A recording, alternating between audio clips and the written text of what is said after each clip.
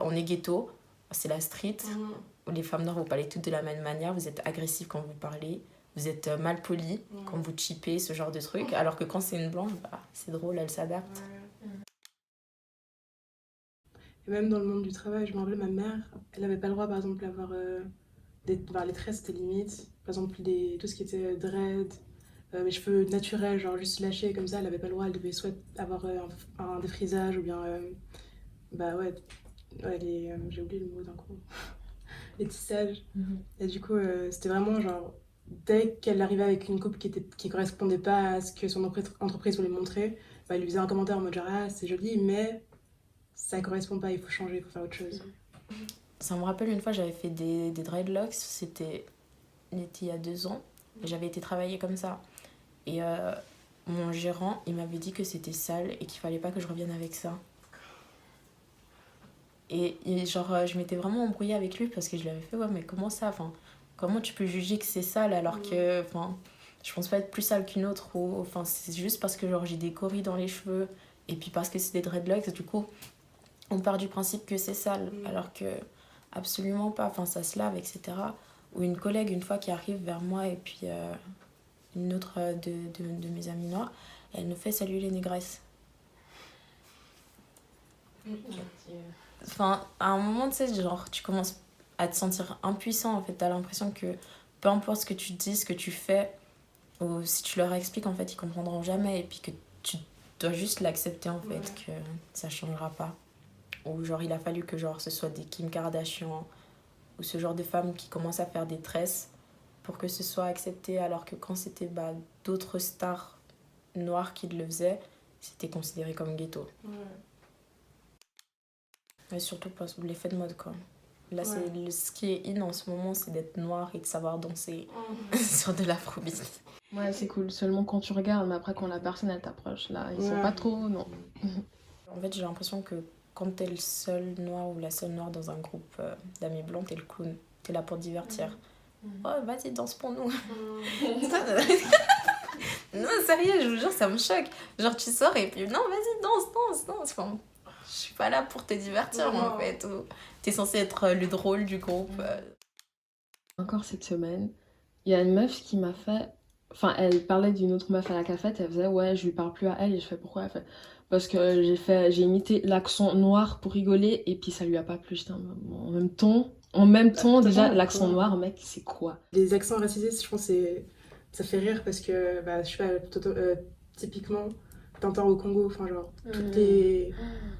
Je sais pas, dans les médias, dans les films, dans les BD, peu importe, il y a eu des caricatures monstrueuses qui ont été faites sur les Noirs et sur les autres ethnies aussi.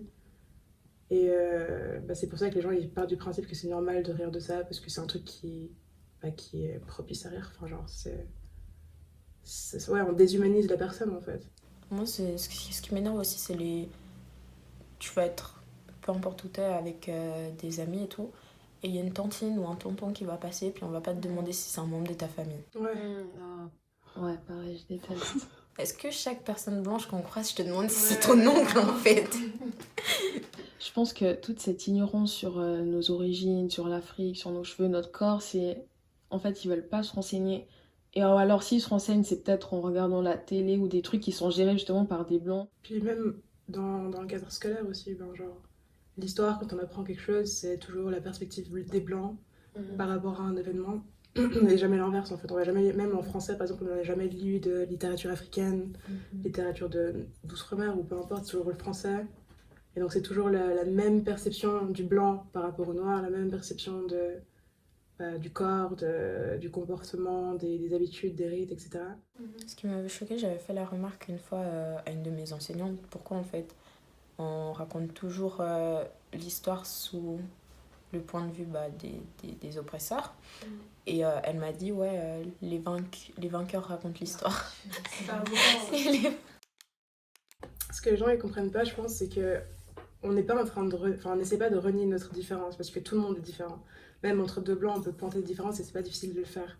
Ce qu'on essaie de faire comprendre, c'est que la façon de parler de notre personne et de notre culture c'est ça qui peut être raciste en fait. Tu peux m'appeler noir, tu peux, enfin je suis noire en fait, donc tu peux pas, il y a pas besoin de dire genre la personne chocolat ou foncé, enfin genre, te prends pas la tête, je suis noire, mais bah, les propos que tu auras par rapport à moi et l'attitude que tu auras par rapport à moi, c'est ça qui peut être raciste en fait. Et moi, ça me dérange trop le fait qu'ils veulent absolument avoir du racisme anti-blanc. Enfin, il y a quoi de bien dans le racisme? Pourquoi vous voulez absolument qu'il y en ait contre vous, en fait? On va se sentir intégré. Non, ce qui est drôle là-dedans, c'est que après qu'on va leur dire que ça n'existe pas, mais qu'on va peut-être pointer du doigt quelque chose qu'ils ont mal fait, on va être les victimes. Ouais, mais vous aimez trop vous victimiser en fait. La définition même du racisme, en fait, c'est qu'il y a un classement en fait de races, et ça n'a jamais été le cas pour les blancs, puisque c'est eux qui ont créé ce classement. Et tu peux pas être racisé en fait dans un pays, un continent où t'es en majorité.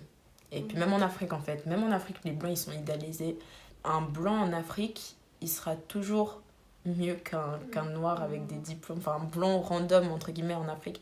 Ce sera toujours mieux qu'un noir qui a fait des longues études en fait. Il sera toujours privilégié. Par exemple, en Angola, il y a un quartier juste pour les Portugais. Ils sortent pas de ce quartier, ils sont juste là. Nous, si on fait ça ici, mais c'est la débandade, hein. Il y a la police, il y a les politiciens. Alors que là-bas, ils vivent tellement, ça m'énerve tellement.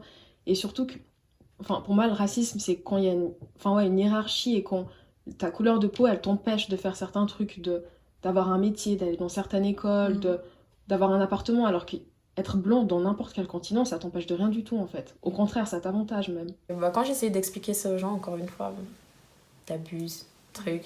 Ouais, mais en Afrique, truc. Et ça vient de personnes qui ont jamais mis un pied en Afrique. C'est ça le pire.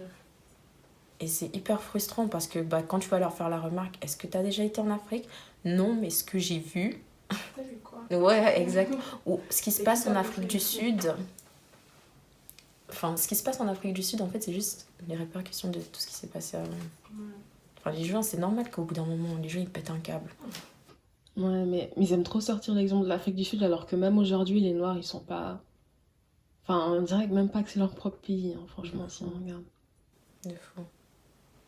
Une fois, il y a c'est encore sur TikTok, il y a une fille qui a fait... Ouais, je suis blanche, mais je suis africaine, enfin, sud-africaine, et les gens, ils comprennent pas comment c'est possible et tout, alors que je suis vraiment sud-africaine. Et je lui ai dit, mais enfin, t'es une descendante d'un Européen, sûrement. Et elle m'a bloquée. J'étais en mode, pourquoi? Est-ce que j'ai menti? Bah, ça m'a fait rire, ça. Mais c'est dingue aussi, ouais, comme l'homme blanc aussi, il est idéalisé dans le sens où, bah, je sais pas si c'est toujours le cas actuellement, mais quand j'étais plus petite, en tout cas, le rêve un peu, si on veut, quand on retournait au bled, c'était de marier un homme blanc, d'aller en Europe, de vivre une bonne vie, etc. Enfin, je comprends d'où ça vient, mais c'est tellement malsain, enfin...